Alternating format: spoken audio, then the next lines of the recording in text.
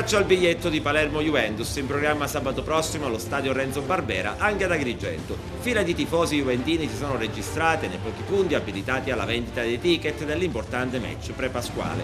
I tifosi bianconeri agrigentini sono consapevoli che la gara di sabato può rappresentare il crocevia per la vittoria dello scudetto. Continuiamo questa fila in attesa i miei figli a casa che gli porto questi biglietti sperando.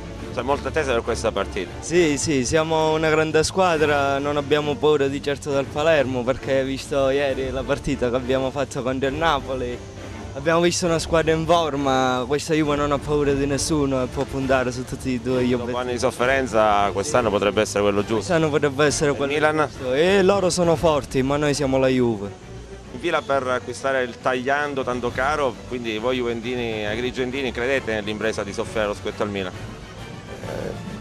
No,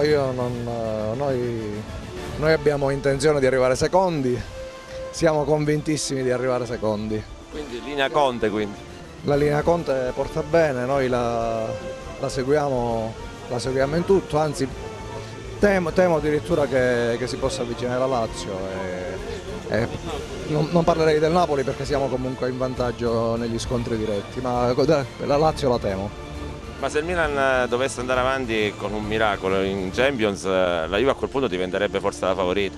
Ma il Milan andrà avanti in Champions, il problema è che sono talmente più forti e peraltro sono molto sfortunati, sono tartassati dalla sorte, dalla classe arbitrale, quindi sicuramente vinceranno. Mi sembra un po' ironico il suo commento. Assolutamente, ironico è il Conte Dracula, io non lo sono.